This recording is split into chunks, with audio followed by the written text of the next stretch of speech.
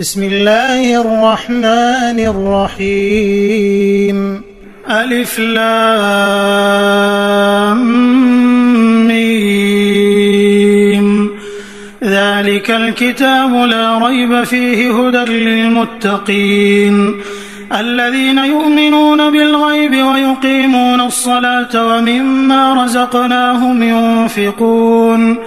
والذين يؤمنون بما أنزل إليك وما أنزل من قبلك وبالآخرة هم يوقنون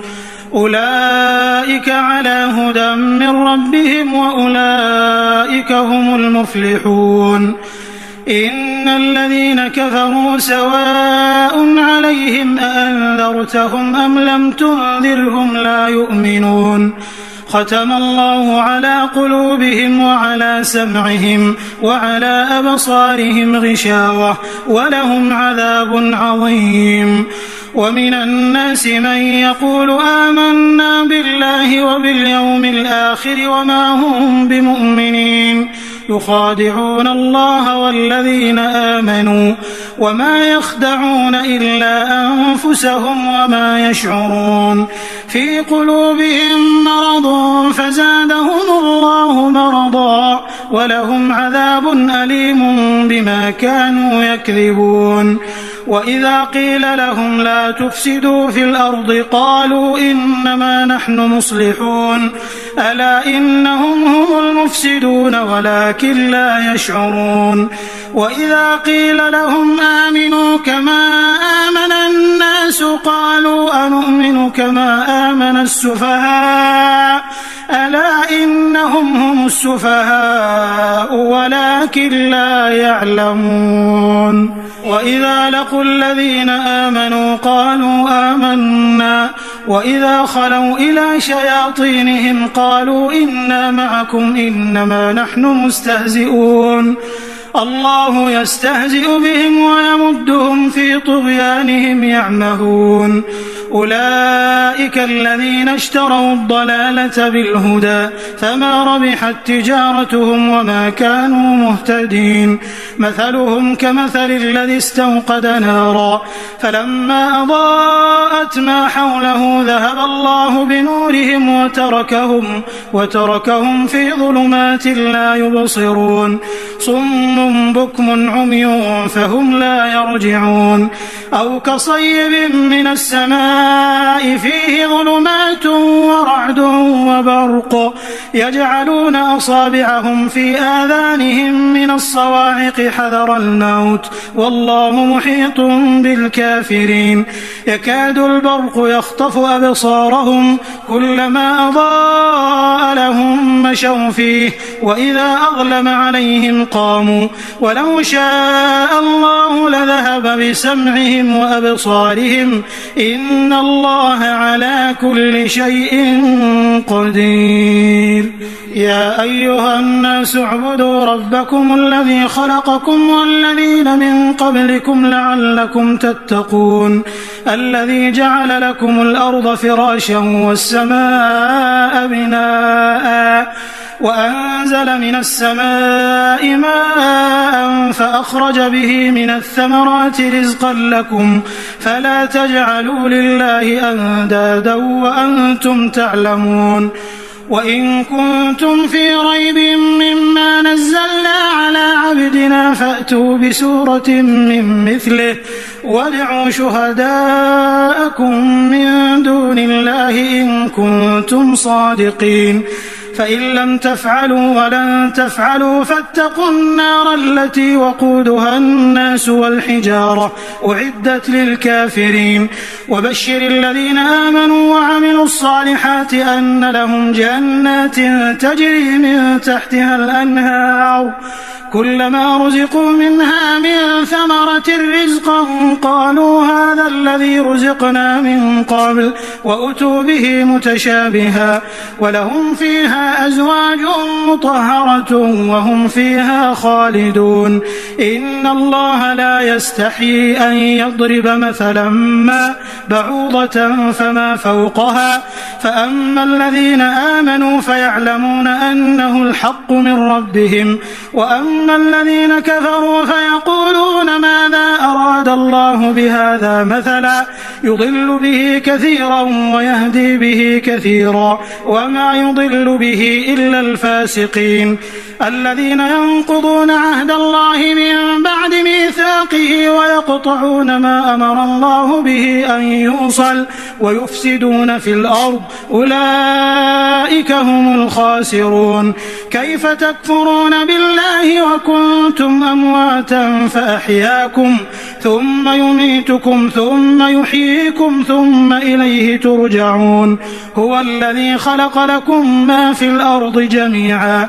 ثم استوى إلى السماء فسواهن 7 سماوات وهو بكل شيء عليم وإذ قال ربك للملائكة إني جاعل في الأرض خليفة قالوا أتجعل فيها من يفسد فيها ويسفك الدماء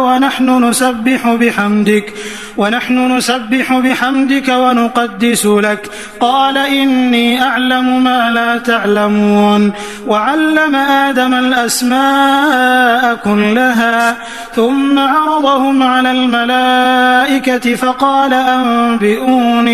فقال أنبئوني بأسماء هؤلاء إن كنتم صادقين قالوا سبحانك لا علم لنا إلا ما علمتنا إنك أنت العليم الحكيم قال يا آدم أنبئهم بأسمائهم فلما أنبأهم بأسمائهم قال ألم أقل لكم إني أعلم غيب السماوات والأرض وأعلم ما تبدون وما كنتم تكتمون وإذ قلنا للملائكة اسجدوا لآدم فسجدوا إلا إبليس أبى واستكبر وكان من الكافرين وقلنا يا آدم اسكن أنت وزوجك الجنة وكلا منها رغدا حيث شئتما ولا تقربا هذه الشجرة فتكونا من الظالمين فأزلهما الشيطان عنها فأخرجهما مما كانا فيه وقلنا اهبطوا بعضكم لبعض عدو ولكم في الأرض مستقر ومتاع إلى حين فتلقى آدم من ربه كلمات فتاب عليه إنه هو التواب الرحيم قلنا اهبطوا منها جميعا فإما يأتينكم مني هدى فمن تبع هداي فلا خوف عليهم ولا هم يحزنون والذين كفروا وكذبوا بآياتنا أولئك أصحاب النار هم فيها خالدون يا بني إسرائيل اذكروا نعمتي التي أنعمت عليكم وأوفوا بعهدي أوف بعهدكم وإياي فارهبون وآمنوا بما أنزلت مصدقا لما معكم ولا تكونوا أول كافر به ولا تشتروا بآياتي ثمنا قليلا وإياي فاتقون ولا تلبسوا الحق بالباطل وتكتموا الحق وأنتم تعلمون وأقيموا الصلاة وآتوا الزكاة واركعوا مع الراكعين أتأمرون الناس بالبر وتنسون أنفسكم وأنتم تتلون الكتاب أفلا تعقلون واستعينوا بالصبر والصلاة وإنها لكبيرة إلا على الخاشعين الذين يظنون أنهم ملاقو ربهم وأنهم إليه راجعون يا بني إسرائيل اذكروا نعمتي التي أنعمت عليكم وأني فضلتكم على العالمين واتقوا يوما لا تجزي نفس عن نفس شيئا ولا يقبل منها شفاعة ولا يؤخذ منها عدل ولا هم ينصرون وإذ نجيناكم من آل فرعون يسومونكم سوء العذاب يذبحون أبناءكم ويستحيون نساءكم وفي ذلكم بلاء من ربكم عظيم. وإذ فرقنا بكم البحر فأنجيناكم وأغرقنا آل فرعون وأنتم تنظرون. وإذ واعدنا موسى 40 ليلة ثم اتخذتم العجل من بعده وأنتم ظالمون ثم عفونا عنكم من بعد ذلك لعلكم تشكرون. وإذ آتينا موسى الكتاب والفرقان لعلكم تهتدون. وإذ قال موسى لقومه يا قوم إنكم ظلمتم أنفسكم باتخاذكم العجل فتوبوا إلى بارئكم فاقتلوا أنفسكم ذلكم خير لكم عند بارئكم فتاب عليكم إنه هو التواب الرحيم. وإذ قلتم يا موسى لن نؤمن لك حتى نرى الله جهرة فأخذتكم الصاعقة وأنتم تنظرون ثم بعثناكم من بعد موتكم لعلكم تشكرون. وظللنا عليكم الغمام وأنزلنا عليكم المن والسلوى كلوا من طيبات ما رزقناكم وما ظلمونا ولكن كانوا أنفسهم يظلمون. وإذ قلنا ادخلوا هذه القرية فكلوا منها حيث شئتم رغدا وادخلوا الباب سجدا وقولوا حطة نغفر لكم خطاياكم وسنزيد المحسنين. فبدل الذين ظلموا قولا غير الذي قيل لهم فأنزلنا على الذين ظلموا رجزا من السماء بما كانوا يفسقون. وإذ استسقى موسى لقومه فقلنا اضرب بعصاك الحجر فانفجرت منه 12 عينا قد علم كل أناس مشربهم كلوا واشربوا من رزق الله ولا تعثوا في الأرض مفسدين. وإذ قلتم يا موسى لن نصبر على طعام واحد فادع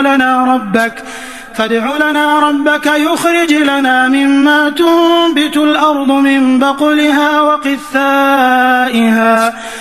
بقلها وقثائها وفومها وعدسها وبصلها قال أتستبدلون الذي هو أدنى بالذي هو خير اهبطوا مصرا فإن لكم ما سألتم وضربت عليهم الذلة والمسكنة وباءوا بغضب من الله ذلك بأنهم كانوا يكفرون بآيات الله ويقتلون النبيين بغير الحق ذلك بما عصوا وكانوا يعتدون. إن الذين آمنوا والذين هادوا والنصارى والصابئين من آمن بالله واليوم الآخر وعمل صالحا فلهم أجرهم عند ربهم ولا خوف عليهم ولا هم يحزنون. وإذ أخذنا ميثاقكم ورفعنا فوقكم الطور خذوا ما آتيناكم بقوة واذكروا ما فيه لعلكم تتقون ثم توليتم من بعد ذلك فلولا فضل الله عليكم ورحمته لكنتم من الخاسرين. ولقد علمتم الذين اعتدوا منكم في السبت فقلنا لهم كونوا قردة خاسئين فجعلناها نكالا لما بين يديها وما خلفها وموعظة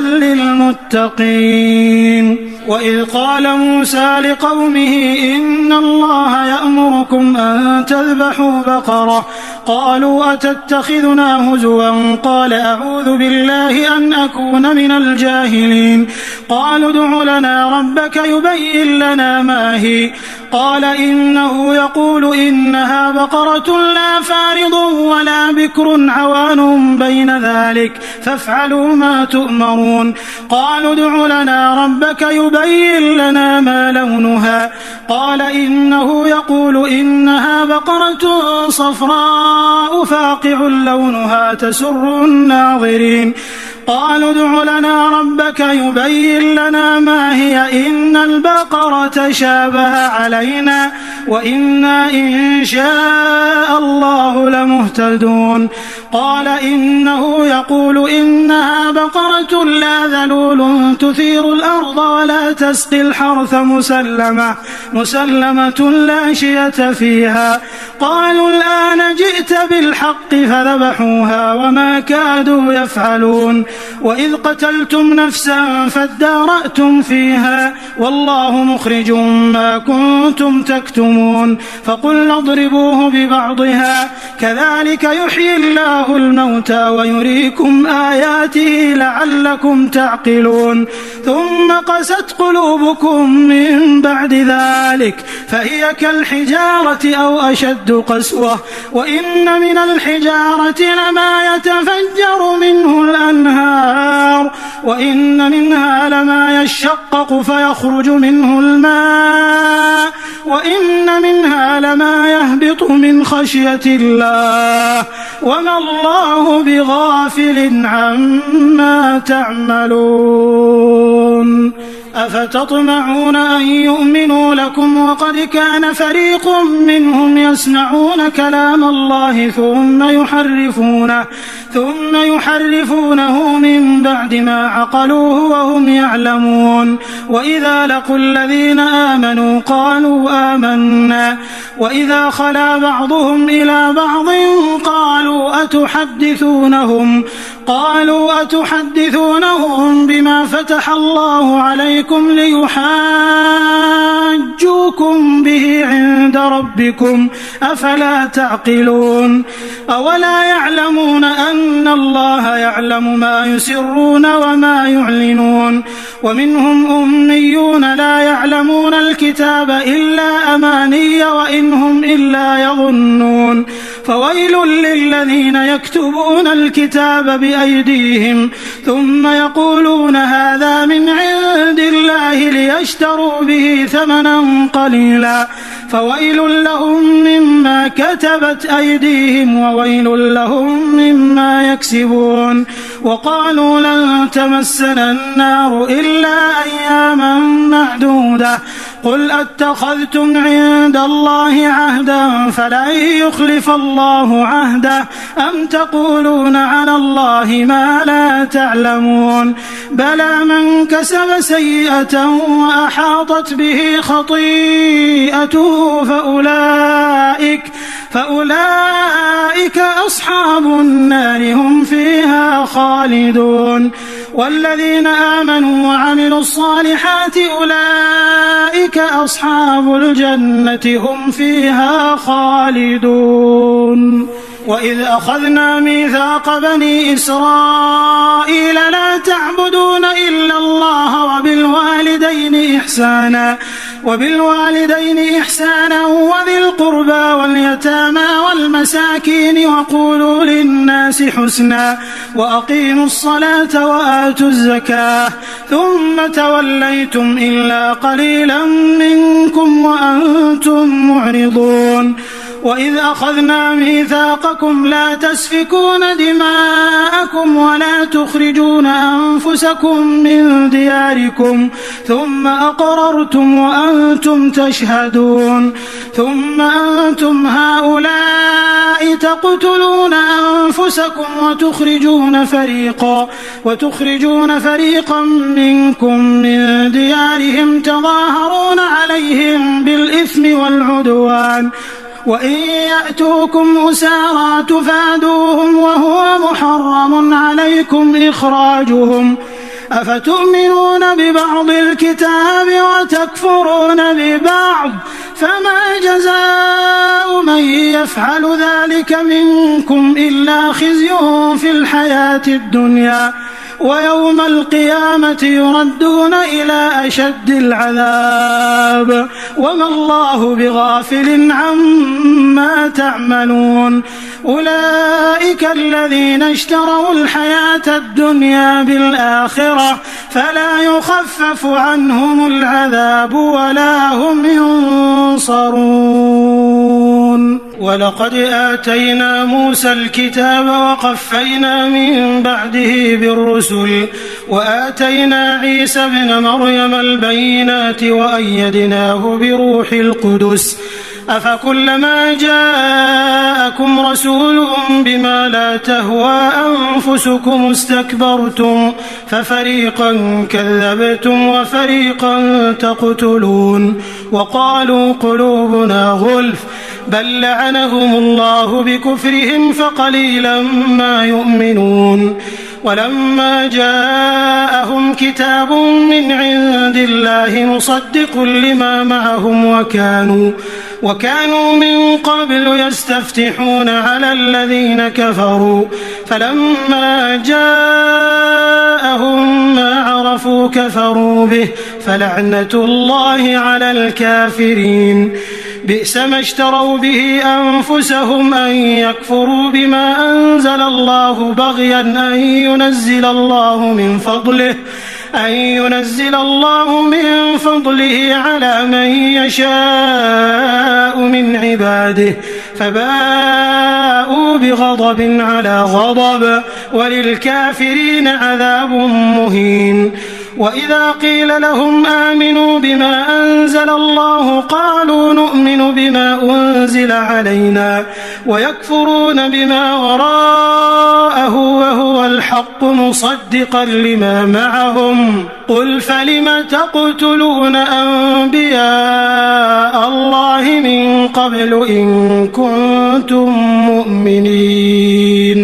ولقد جاءكم موسى بالبينات ثم اتخذتم العجل من بعده وأنتم ظالمون وإذ أخذنا ميثاقكم ورفعنا فوقكم الطور خذوا ما آتيناكم بقوة واسمعوا قالوا سمعنا وعصينا وأشربوا في قلوبهم العجل بكفرهم قل بئس ما يأمركم به إيمانكم إن كنتم مؤمنين قل إن كانت لكم الدار الآخرة عند الله خالصة من دون الناس فتمنوا الموت إن كنتم صادقين ولن يتمنوه أبدا بما قدمت أيديهم والله عليم بالظالمين ولتجدنهم أحرص الناس على حياة ومن الذين أشركوا يود أحدهم لو يعمر 1000 سنة وما هو بمزحزحه من العذاب أن يعمر والله بصير بما يعملون قل من كان عدوا لجبريل فإنه نزله على قلبك بإذن الله مصدقا لما بين يديه وهدى وبشرى للمؤمنين من كان عدوا لله وملائكته ورسله وجبريل وميكال فإن الله عدو للكافرين ولقد أنزلنا إليك آيات بينات وما يكفر بها إلا الفاسقون أو كلما عاهدوا عهدا نبذه فريق منهم بل أكثرهم لا يؤمنون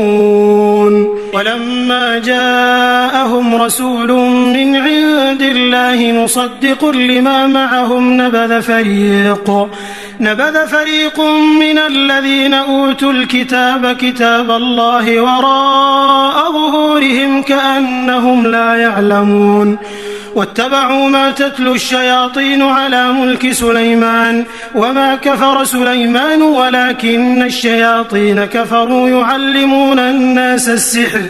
وما أنزل على الملكين ببابل هاروت وماروت وما يعلمان من أحد حتى يقولا إنما نحن فتنة فلا تكفر فيتعلمون منهما ما يفرقون به بين المرء وزوجه وما هم بضارين به من أحد إلا بإذن الله ويتعلمون ما يضرهم ولا ينفعهم ولقد علموا لمن اشتراه ما له في الآخرة من خلاق ولبئس ما شروا به أنفسهم لو كانوا يعلمون ولو أنهم آمنوا واتقوا لمثوبة من عند الله خير لو كانوا يعلمون يا أيها الذين آمنوا لا تقولوا راعنا وقولوا انظرنا واسمعوا وللكافرين عذاب أليم ما يود الذين كفروا من أهل الكتاب ولا المشركين أن ينزل عليكم من خير من ربكم والله يختص برحمته من يشاء والله ذو الفضل العظيم ما ننسخ من آية أو ننسها نأت بخير منها أو مثلها ألم تعلم أن الله على كل شيء قدير ألم تعلم أن الله له ملك السماوات والأرض وما لكم من دون الله من ولي ولا نصير أم تريدون أن تسألوا رسولكم كما سئل موسى من قبل ومن يتبدل الكفر بالإيمان فقد ضل سواء السبيل ود كثير من أهل الكتاب لو يردونكم من بعد إيمانكم كفارا حسدا من عند أنفسهم من بعد ما تبين لهم الحق فاعفوا واصفحوا حتى يأتي الله بأمره إن الله على كل شيء قدير وأقيموا الصلاة وآتوا الزكاة وما تقدموا لأنفسكم من خير تجدوه عند الله إن الله بما تعملون بصير وقالوا لن يدخل الجنة إلا من كان هودا أو نصارى تلك أمانيهم قل هاتوا برهانكم إن كنتم صادقين بلى من أسلم وجهه لله وهو محسن فله أجره عند ربه ولا خوف عليهم ولا هم يحزنون وقالت اليهود ليست النصارى ليست اليهود على شيء وهم يتلون الكتاب كذلك قال الذين لا يعلمون مثل قولهم فالله يحكم بينهم يوم القيامة فيما كانوا فيه يختلفون ومن أظلم ممن منع مساجد الله أن يذكر فيها اسمه وسعى في خرابها أولئك ما كان لهم أن يدخلوها إلا خائفين لهم في الدنيا خزي ولهم في الآخرة عذاب عظيم ولله المشرق والمغرب فأينما تولوا فثم وجه الله إن الله واسع عليم وقالوا اتخذ الله ولدا سبحانه بل له ما في السماوات والأرض كل له قانتون بديع السماوات والأرض وإذا قضى أمرا فإنما يقول له كن فيكون وقال الذين لا يعلمون لولا يكلمنا الله أو تأتينا آية كذلك قال الذين من قبلهم مثل قولهم تشابهت قلوبهم قد بينا الآيات لقوم يوقنون إنا أرسلناك بالحق بشيرا ونذيرا ولا تسأل عن أصحاب الجحيم ولن ترضى عنك اليهود ولا النصارى حتى تتبع ملتهم قل إن هدى الله هو الهدى ولئن اتبعت أهواءهم بعد الذي جاءك من العلم ما لك من الله من ولي ولا نصير الذين آتيناهم الكتاب يتلونه حق تلاوته أولئك يؤمنون به ومن يكفر به فأولئك هم الخاسرون يا بني إسرائيل اذكروا نعمتي التي أنعمت عليكم وأني فضلتكم على العالمين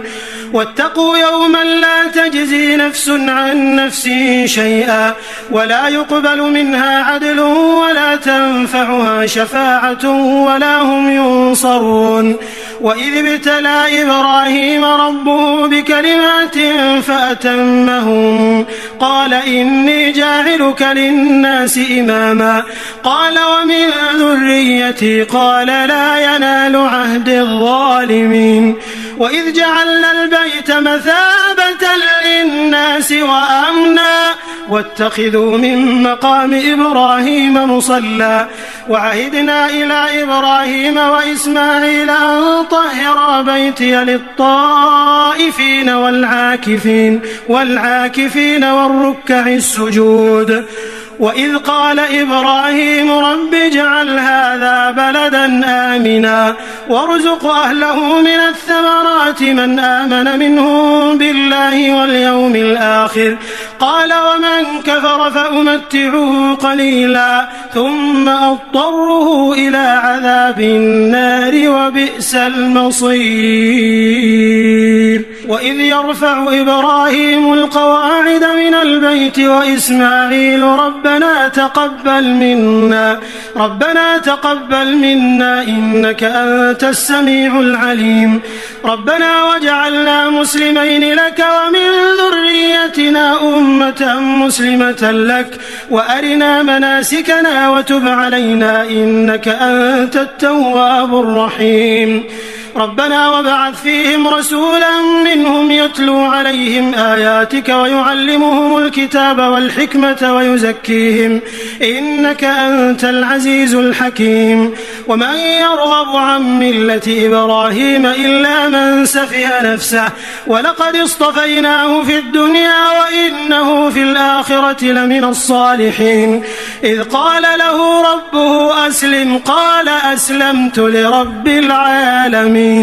ووصى بها إبراهيم بنيه ويعقوب يا بني إن الله اصطفى لكم الدين فلا تموتن إلا وأنتم مسلمون أم كنتم شهداء إذ حضر يعقوب الموت إذ قال لبنيه ما تعبدون من بعدي قالوا نعبد إلهك وإله آبائك إبراهيم وإسماعيل وإسحاق إلها واحدا ونحن له مسلمون تلك أمة قد خلت لها ما كسبت ولكم ما كسبتم ولا تسألون عما كانوا يعملون وقالوا كونوا هودا أو نصارى تهتدوا قل بل ملة إبراهيم حنيفا وما كان من المشركين قولوا آمنا بالله وما أنزل إلينا وما أنزل إلى إبراهيم وإسماعيل وإسحاق ويعقوب والأسباط وما أوتي موسى وعيسى وما أوتي النبيون من ربهم لا نفرق بين أحد منهم ونحن له مسلمون فإن آمنوا بمثل ما آمنتم به فقد اهتدوا وإن تولوا فإنما هم في شقاق فسيكفيكهم الله وهو السميع العليم صبغة الله ومن أحسن من الله صبغة ونحن له عابدون قل أتحاجوننا في الله وهو ربنا وربكم ولنا أعمالنا ولكم أعمالكم ونحن له مخلصون أم تقولون إن إبراهيم وإسماعيل وإسحاق ويعقوب والأسباط كانوا هودا أو نصارى قل أنتم أعلم أم الله ومن أظلم ممن كتم شهادة عنده من الله وما الله بغافل عما تعملون تلك أمة قد خلت لها ما كسبت ولكم ما كسبتم ولا تسألون عما كانوا يعملون سيقول السفهاء من الناس ما ولاهم عن قبلتهم التي كانوا عليها قل لله المشرق والمغرب يهدي من يشاء إلى صراط مستقيم وكذلك جعلناكم أمة وسطا لتكونوا شهداء على الناس ويكون الرسول عليكم شهيدا وما جعلنا القبلة التي كنت عليها إلا لنعلم من يتبع الرسول ممن ينقلب على عقبيه وإن كانت لكبيرة إلا على الذين هدى الله وما كان الله ليضيع إيمانكم إن الله بالناس لرؤوف رحيم قد نرى تقلب وجهك في السماء فلنولينك قبلة ترضاها فول وجهك شطر المسجد الحرام وحيث ما كنتم فولوا وجوهكم شطره وإن الذين أوتوا الكتاب ليعلمون أنه الحق من ربهم وما الله بغافل عما يعملون ولئن أتيت الذين أوتوا الكتاب بكل آية ما تبعوا قبلتك وما أنت بتابع قبلتهم وما بعضهم بتابع قبلة بعض ولئن اتبعت أهواءهم من بعد ما جاءك من العلم إنك إذا لمن الظالمين الذين آتيناهم الكتاب يعرفونه كما يعرفون أبناءهم وإن فريقا منهم ليكتمون الحق وهم يعلمون الحق من ربك فلا تكونن من الممترين ولكل وجهة هو موليها فاستبقوا الخيرات أينما تكونوا يأت بكم الله جميعا إن الله على كل شيء قدير ومن حيث خرجت فول وجهك شطر المسجد الحرام وإنه للحق من ربك وما الله بغافل عما تعملون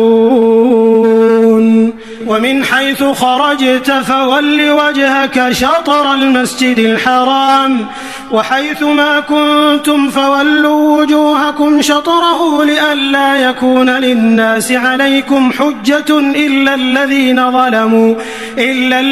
ظلموا منهم فلا تخشوهم واخشوني ولأتم نعمتي عليكم ولعلكم تهتدون كما أرسلنا فيكم رسولا منكم يتلو عليكم آياتنا ويزكيكم ويعلمكم الكتاب والحكمة ويعلمكم ما لم تكونوا تعلمون فاذكروني أذكركم واشكروا لي ولا تكفرون يا أيها الذين آمنوا استعينوا بالصبر والصلاة إن الله مع الصابرين ولا تقولوا لمن يقتل في سبيل الله أموات بل أحياء ولكن لا تشعرون ولنبلونكم بشيء من الخوف والجوع ونقص من الأموال والأنفس والثمرات وبشر الصابرين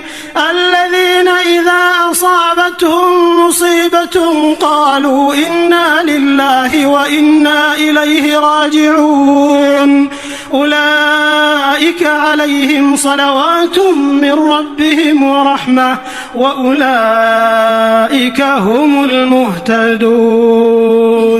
إن الصفا والمروة من شعائر الله فمن حج البيت أو اعتمر فلا جناح عليه أن يطوف بهما ومن تطوع خيرا فإن الله شاكر عليم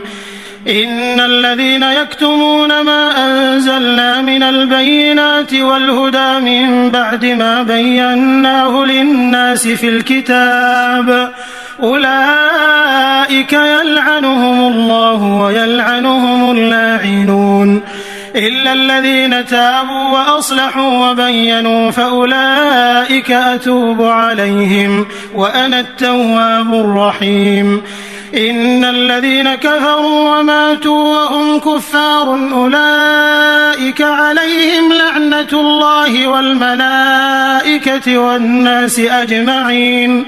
خالدين فيها لا يخفف عنهم العذاب ولا هم ينظرون وإلهكم إله واحد لا إله إلا هو الرحمن الرحيم إن في خلق السماوات والأرض واختلاف الليل والنهار والفلك التي تجري في البحر بما ينفع الناس وما أنزل الله من السماء من ماء فأحيا به الأرض بعد موتها وبث فيها من كل دابة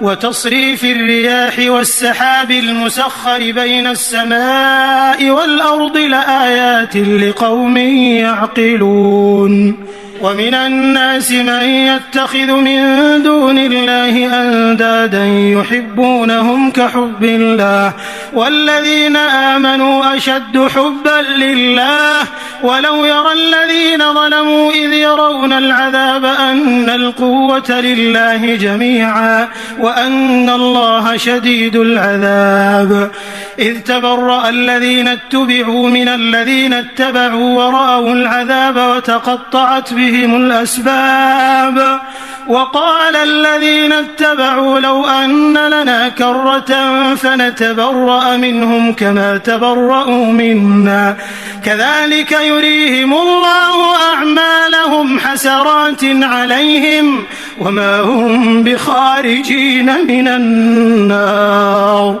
يا أيها الناس كلوا مما في الأرض حلالا طيبا ولا تتبعوا خطوات الشيطان إنه لكم عدو مبين إنما يأمركم بالسوء والفحشاء وأن تقولوا على الله ما لا تعلمون وإذا قيل لهم اتبعوا ما أنزل الله قالوا بل نتبع ما ألفينا عليه آباءنا أولو كان آباؤهم لا يعقلون شيئا ولا يهتدون ومثل الذين كفروا كمثل الذي ينعق بما لا يسمع إلا دعاء ونداء صم بكم عمي فهم لا يعقلون يا أيها الذين آمنوا كلوا من طيبات ما رزقناكم واشكروا لله إن كنتم إياه تعبدون إنما حرم عليكم الميتة والدم ولحم الخنزير وما أهل به لغير الله فمن اضطر غير باغ ولا عاد فلا إثم عليه إن الله غفور رحيم إن الذين يكتمون ما أنزل الله من الكتاب ويشترون به ثمنا قليلا أولئك ما يأكلون في بطونهم إلا النار ولا يكلمهم الله يوم القيامة ولا يزكيهم ولهم عذاب أليم أولئك الذين اشتروا الضلالة بالهدى والعذاب بالمغفرة فما أصبرهم على النار ذلك بأن الله نزل الكتاب بالحق وإن الذين اختلفوا في الكتاب لفي شقاق بعيد ليس البر أن تولوا وجوهكم قبل المشرق والمغرب ولكن البر من آمن بالله واليوم الآخر والملائكة والكتاب والنبيين وآتى المال على حبه ذوي القربى واليتامى والمساكين وابن السبيل والسائلين وفي الرقاب وأقام الصلاة وآتى الزكاة والموفون بعهدهم إذا عاهدوا والصابرين في البأساء والضراء وحين البأس أولئك الذين صدقوا وأولئك هم المتقون. يا أيها الذين آمنوا كتب عليكم القصاص في القتلى، الحر بالحر والعبد بالعبد والأنثى بالأنثى، فمن عفي له من أخيه شيء فاتباع بالمعروف وأداء إليه بإحسان، ذلك تخفيف من ربكم ورحمة، فمن اعتدى بعد ذلك فله عذاب أليم. ولكم في القصاص حياة يا أولي الألباب لعلكم تتقون. كتب عليكم إذا حضر أحدكم الموت إن ترك خيرا الوصية للوالدين والأقربين بالمعروف حقا على المتقين، فمن بدله بعدما سمعه فإنما إثمه على الذين يبدلونه، إن الله سميع عليم. فمن خاف من موص جنفا أو إثما فأصلح بينهم فلا إثم عليه، إن الله غفور رحيم. يا أيها الذين آمنوا كتب عليكم الصيام كما كتب على الذين من قبلكم لعلكم تتقون، أياما معدودات، فمن كان منكم مريضا أو على سفر فعدة من أيام أخر، وعلى الذين يطيقونه فدية طعام مسكين، فمن تطوع خيرا فهو خير له، وأن تصوموا خير لكم إن كنتم تعلمون. شهر رمضان الذي أنزل فيه القرآن هدى للناس وبينات من الهدى والفرقان، فمن شهد منكم الشهر فليصم، ومن كان مريضا أو على سفر فعدة من أيام أخر، يريد الله بكم اليسر لا يريد بكم العسر، ولتكملوا العدة ولتكبروا الله على ما هداكم ولعلكم تشكرون. وإذا سألك عبادي عني فإني قريب أجيب دعوة الداع إذا دعان، فليستجيبوا لي وليؤمنوا بي لعلهم يرشدون. أحل لكم ليلة الصيام الرفث إلى نسائكم هن لباس لكم وأنتم لباس لهن، علم الله أنكم كنتم تختانون أنفسكم فتاب عليكم وعفى عنكم، فالآن باشروهن وابتغوا ما كتب الله لكم، وكلوا واشربوا حتى يتبين لكم الخيط الأبيض من الخيط الأسود من الفجر، ثم أتموا الصيام إلى الليل، ولا تباشروهن وأنتم عاكفون في المساجد، تلك حدود الله فلا تقربوها، كذلك يبين الله آياته للناس لعلهم يتقون. ولا تأكلوا أموالكم بينكم بالباطل وتدلوا بها إلى الحكام لتأكلوا فريقا من أموال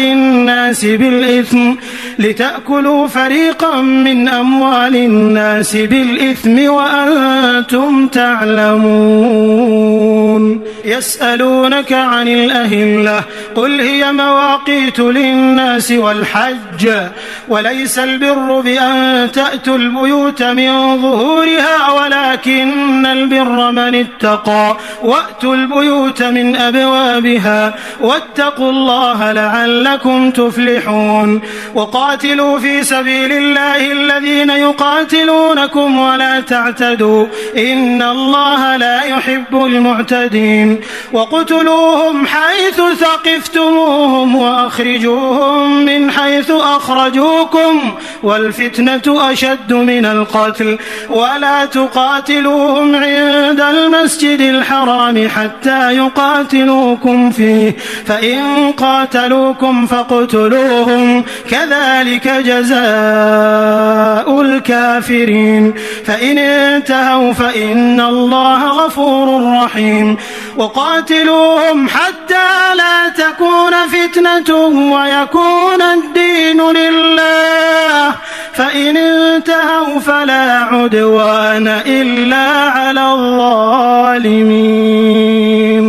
الشهر الحرام بالشهر الحرام والحرمات قصاص فمن اعتدى عليكم فاعتدوا عليه بمثل ما اعتدى عليكم واتقوا الله واعلموا أن الله مع المتقين وأنفقوا في سبيل الله ولا تلقوا بأيديكم إلى التهلكة وأحسنوا إن الله يحب المحسنين وأتموا الحج والعمرة لله فإن أحصرتم فما استيسر من الهدي ولا تحلقوا رؤوسكم حتى يبلغ الهدي محله فمن كان منكم مريضا أو به أذى من رأسه ففدية من صيام أو صدقة أو نسك فإذا أمنتم فمن تمتع بالعمرة إلى الحج فما استيسر من الهدي فمن لم يجد فصيام 3 أيام في الحج و7 إذا رجعتم تلك 10 كاملة ذلك لمن لم يكن أهله حاضر المسجد الحرام واتقوا الله واعلموا أن الله شديد العقاب الحج أشهر معلومات فمن فرض فيهن الحج فلا رفث ولا فسوق ولا جدال في الحج وما تفعلوا من خير يعلمه الله وتزودوا فإن خير الزاد التقوى واتقون يا أولي الألباب ليس عليكم جناح أن تبتغوا فضلا من ربكم فإذا أفضتم من عرفات فاذكروا الله عند المشعر الحرام واذكروه كما هداكم وإن كنتم من قبله لمن الضالين ثم أفيضوا من حيث أفاض الناس واستغفروا الله إن الله غفور رحيم فإذا قضيتم مناسككم فاذكروا الله كذكركم آباءكم أو أشد ذكرا فمن الناس من يقول ربنا آتنا في الدنيا وما له في الآخرة من خلاق ومنهم من يقول ربنا آتنا في الدنيا حسنة وفي الآخرة حسنة وقنا عذاب النار أولئك لهم نصيب مما كسبوا والله سريع الحساب واذكروا الله في أيام معدودات فمن تعجل في يومين فلا إثم عليه ومن تأخر فلا إثم عليه لمن اتقى واتقوا الله واعلموا أنكم إليه تحشرون ومن الناس من يعجبك قوله في الحياة الدنيا ويشهد الله على ما في قلبه وهو ألد الخصام وإذا تولى سعى في الأرض ليفسد فيها ويهلك الحرث والنسل والله لا يحب الفساد وإذا قيل له اتق الله أخذته العزة بالإثم فحسبه جهنم ولبئس المهاد ومن الناس من يشري نفسه ابتغاء مرضات الله والله رؤوف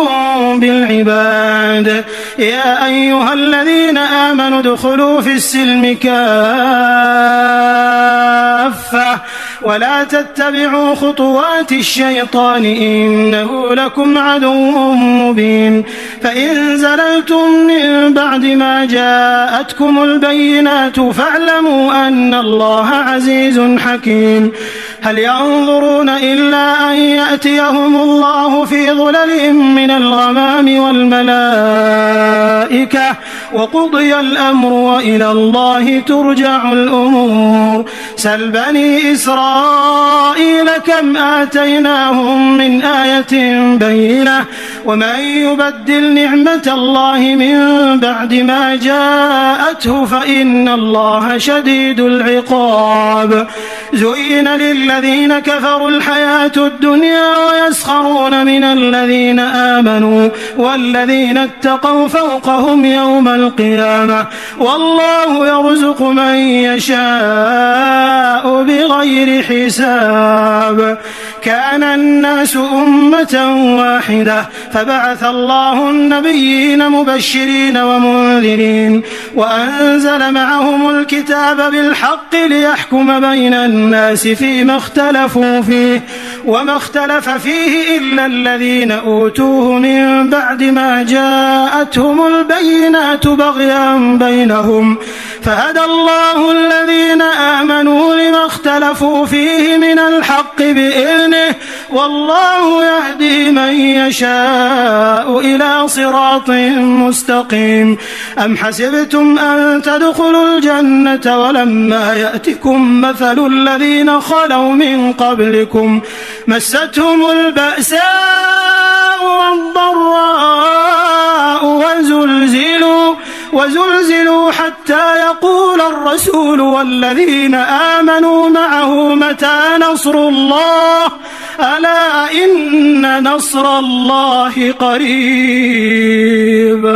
يسألونك ماذا ينفقون قل ما أنفقتم من خير فللوالدين والأقربين واليتامى والمساكين وابن السبيل وما تفعلوا من خير فإن الله به عليم. كتب عليكم القتال وهو كره لكم وعسى أن تكرهوا شيئا وهو خير لكم وعسى أن تحبوا شيئا وهو شر لكم والله يعلم وأنتم لا تعلمون. يسألونك عن الشهر الحرام قتال فيه قل قتال فيه كبير وصد عن سبيل الله وكفر به والمسجد الحرام وإخراج أهله منه أكبر عند الله والفتنة أكبر من القتل ولا يزالون يقاتلونكم حتى يردوكم عن دينكم إن استطاعوا ومن يرتدد منكم عن دينه فيمت وهو كافر فأولئك حبطت أعمالهم في الدنيا والآخرة وأولئك أصحاب النار هم فيها خالدون. إن الذين آمنوا والذين هاجروا وجاهدوا في سبيل الله أولئك يرجون رحمة الله والله غفور رحيم. يسألونك عن الخمر والميسر قل فيهما إثم كبير ومنافع للناس وإثمهما أكبر من نفعهما ويسألونك ماذا ينفقون قل العفو كذلك يبين الله لكم الآيات لعلكم تتفكرون في الدنيا والآخرة. ويسألونك عن اليتامى قل إصلاح لهم خير وإن تخالطوهم فإخوانكم والله يعلم المفسد من المصلح ولو شاء الله لأعنتكم إن الله عزيز حكيم. ولا تنكحوا المشركات حتى يؤمنوا ولأمة مؤمنة خير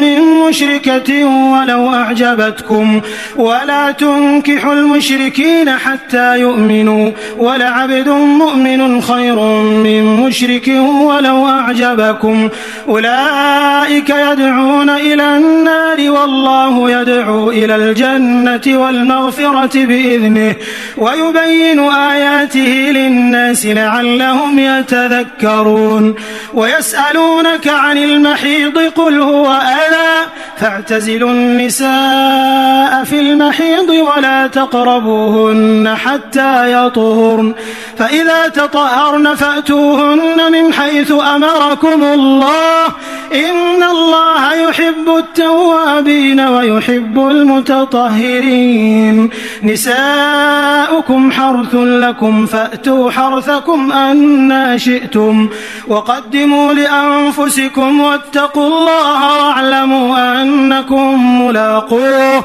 وبشر المؤمنين ولا تجعلوا الله عرضة لأيمانكم أن تبروا وتتقوا وتصلحوا بين الناس والله سميع عليم لا يؤاخذكم الله باللغو في أيمانكم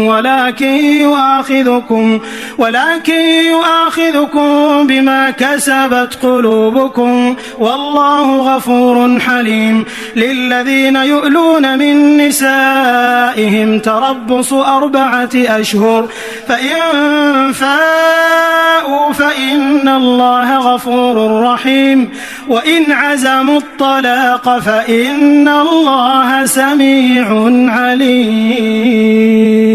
والمطلقات يتربصن بأنفسهن 3 قروء ولا يحل لهن أن يكتمن ما خلق الله في أرحامهن إن كن يؤمن بالله واليوم الآخر وبعولتهن أحق بردهن في ذلك إن أرادوا إصلاحا ولهن مثل الذي عليهن بالمعروف وللرجال عليهن درجة والله عزيز حكيم الطلاق 2 مرتان فإمساك بمعروف أو تسريح بإحسان ولا يحل لكم أن تأخذوا مما آتيتموهن شيئا إلا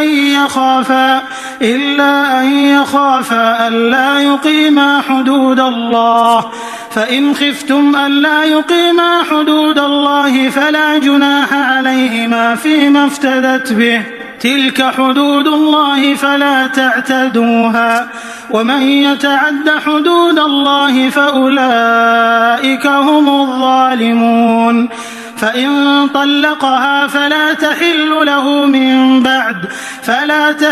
له من بعد حتى تنكح زوجا غيره فإن طلقها فلا جناح عليهما أن يتراجعا إن ظنا أن يقيما حدود الله وتلك حدود الله يبينها لقوم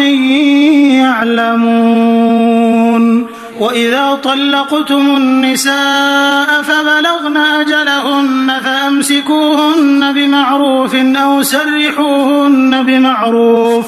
ولا تمسكوهن ضرارا لتعتدوا ومن يفعل ذلك فقد ظلم نفسه ولا تتخذوا آيات الله هزوا واذكروا نعمة الله عليكم وما أنزل عليكم من الكتاب والحكمة يعظكم به واتقوا الله واعلموا أن الله بكل شيء عليم وإذا طلقتم النساء فبلغن أجلهن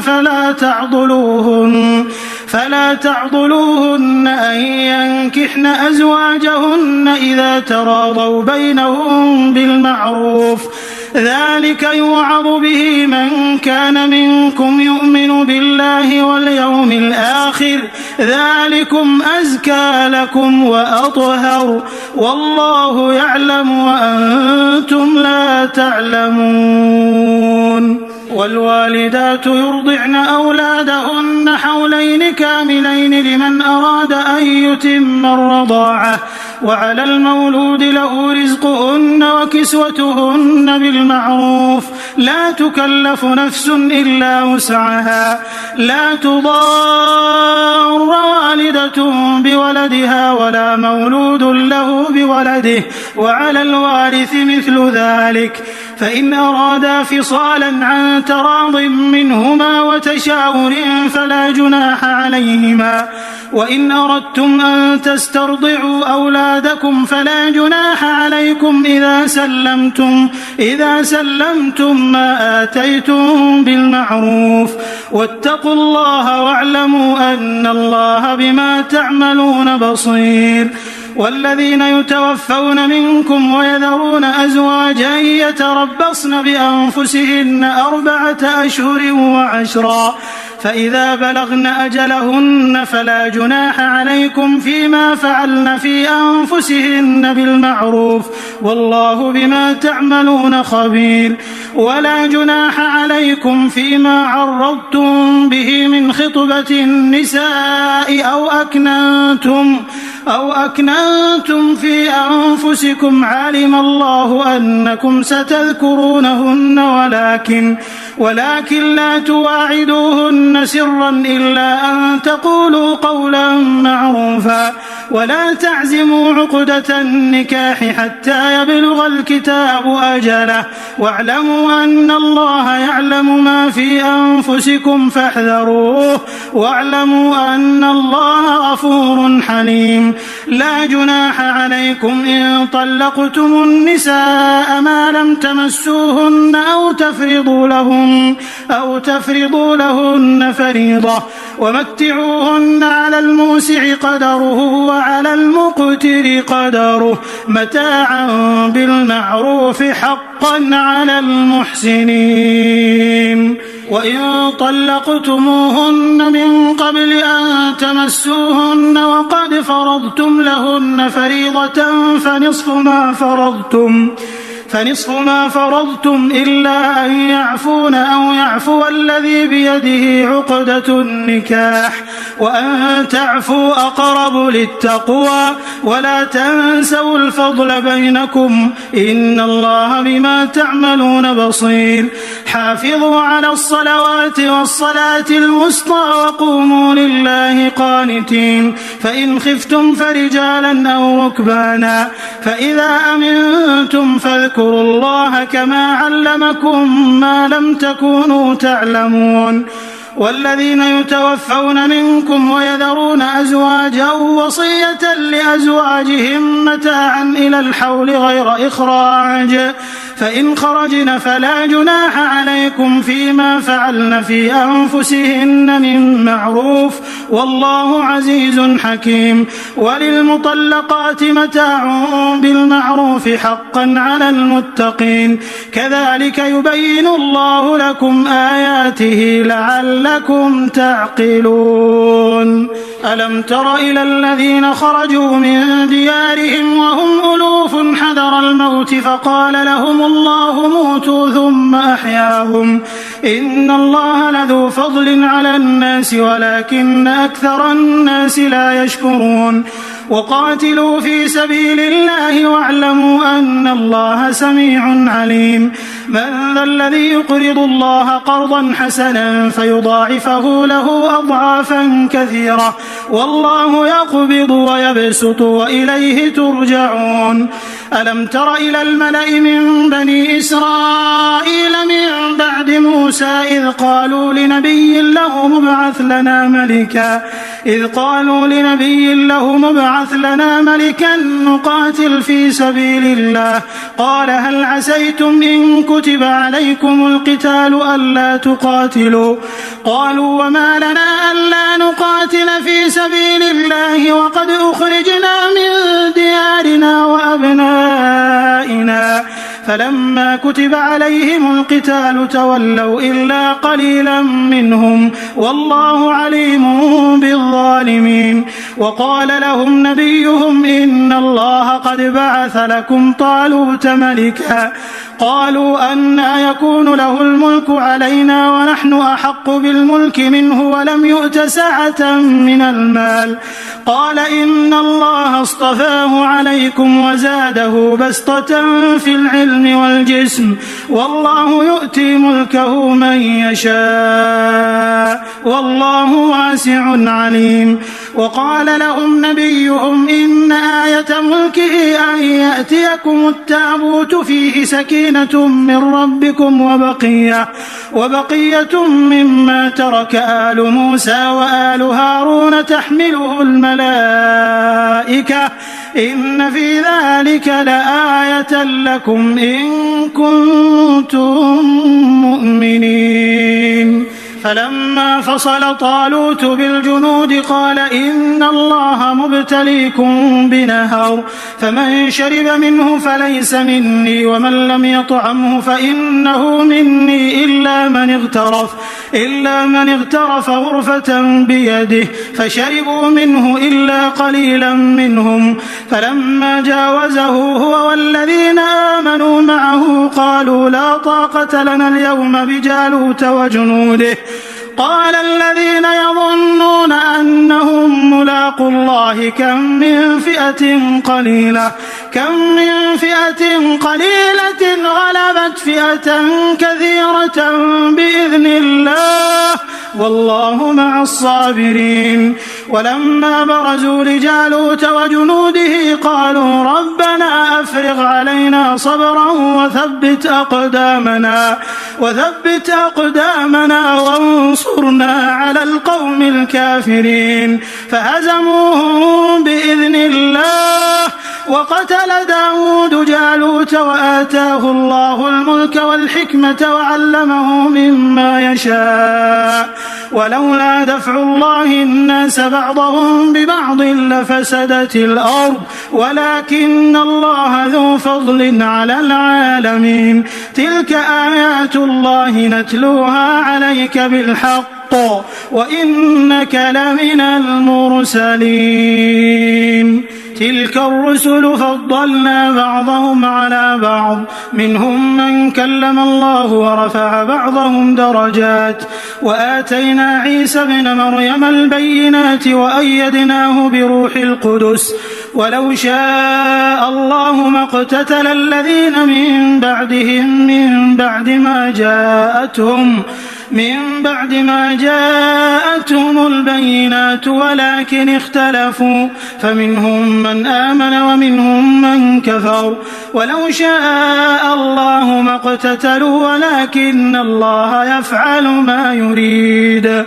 يا أيها الذين آمنوا أنفقوا مما رزقناكم من قبل أن يأتي يوم لا بيع فيه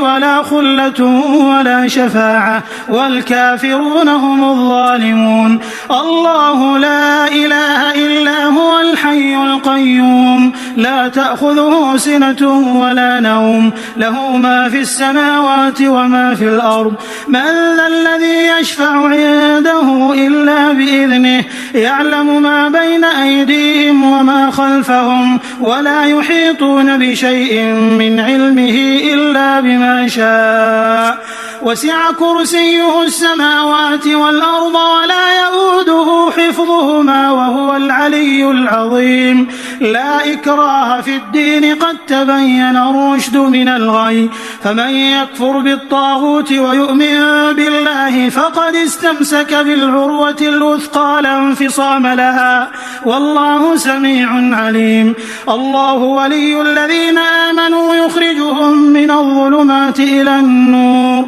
والذين كفروا أولياؤهم الطاغوت يخرجونهم من النور إلى الظلمات أولئك أصحاب النار هم فيها خالدون. ألم تر إلى الذي حاج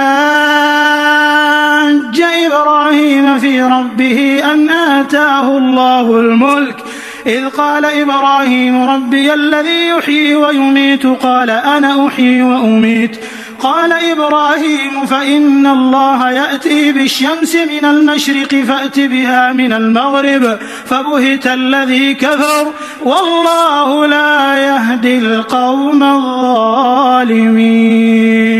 أو كالذي مر على قرية وهي خاوية على عروشها قال أنى يحيي هذه الله بعد موتها فأماته الله 100 عام ثم بعثه قال كم لبثت قال لبثت يوما أو بعض يوم قال بل لبثت 100 عام فانظر إلى طعامك وشرابك لم يتسنه وانظر إلى حمارك ولنجعلك آية للناس وانظر إلى العظام كيف ننشزها ثم نكسوها لحما فلما تبين له قال أعلم أن الله على كل شيء قدير وإذ قال إبراهيم رب أرني كيف تحيي الموتى قال أولم تؤمن قال بلى ولكن ليطمئن قلبي قال فخذ 4 من الطير فصرهن إليك ثم اجعل على كل جبل منهن جزءا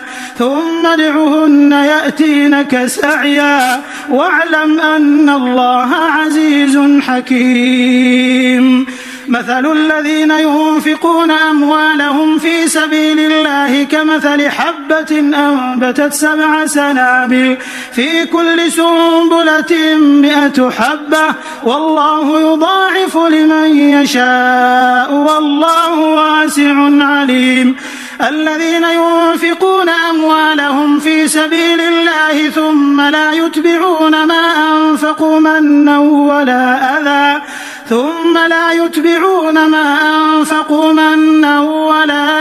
لهم أجرهم عند ربهم ولا خوف عليهم ولا هم يحزنون قول معروف ومغفرة خير من صدقة يتبعها أذى والله غني حليم يا أيها الذين آمنوا لا تبطلوا صدقاتكم بالمن والأذى كالذي ينفق ماله رئاء الناس ولا يؤمن بالله واليوم الآخر فمثله كمثل صفوان عليه تراب فأصابه وابل فتركه صلدا لا يقدرون على شيء مما كسبوا والله لا يهدي القوم الكافرين ومثل الذين ينفقون أموالهم ابتغاء مرضات الله وتثبيتا من أنفسهم كمثل جنة بربوة أصابها وابل فآتت أكلها ضعفين فإن لم يصبها وابل فطل والله بما تعملون بصير أيود أحدكم أن تكون له جنة من نخيل وأعناب تجري من تحتها الأنهار له فيها من كل الثمرات وأصابه الكبر وله ذرية ضعفاء فأصابها إعصار فيه نار فاحترقت كذلك يبين الله لكم الآيات لعلكم تتفكرون يا أيها الذين آمنوا أنفقوا من طيبات ما كسبتم ومما أخرجنا لكم من الأرض ولا تيمموا الخبيث منه تنفقون ولستم بآخذيه إلا أن تغمضوا فيه واعلموا أن الله غني حميد الشيطان يعدكم الفقر ويأمركم بالفحشاء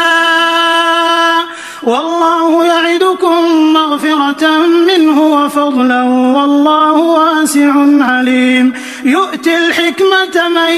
يشاء ومن يؤت الحكمة فقد أوتي خيرا كثيرا وما يذكر إلا أولو الألباب وما أنفقتم من نفقة أو نذرتم من نذر فإن الله يعلمه وما للظالمين من أنصار إن تبدوا الصدقات فنعما هي وإن تخفوها وتؤتوها الفقراء فهو خير لكم ويكفر عنكم من سيئاتكم والله بما تعملون خبير. ليس عليك هداهم ولكن الله يهدي من يشاء وما تنفقوا من خير فلأنفسكم وما تنفقون إلا ابتغاء وجه الله وما تنفقوا من خير يوفى إليكم وأنتم لا تظلمون. للفقراء الذين أحصروا في سبيل الله لا يستطيعون ضربا في الأرض يحسبهم الجاهل أغنياء من التعفف تعرفهم بسيماهم لا يسألون الناس إلحافا وما تنفقوا من خير فإن الله به عليم. الذين ينفقون أموالهم بالليل والنهار سرا وعلانية فلهم أجرهم عند ربهم ولا خوف عليهم ولا هم يحزنون. الذين يأكلون الربا لا يقومون إلا كما يقوم الذي يتخبطه الشيطان من المس ذلك بأنهم قالوا إنما البيع مثل الربا وأحل الله البيع وحرم الربا فمن جاءه موعظة من ربه فانتهى فله ما سلف وأمره إلى الله ومن عاد فأولئك أصحاب النار هم فيها خالدون. يمحق الله الربا ويربي الصدقات والله لا يحب كل كفار أثيم. إن الذين آمنوا وعملوا الصالحات وأقاموا الصلاة وآتوا الزكاة لهم أجرهم عند ربهم ولا خوف عليهم ولا هم يحزنون.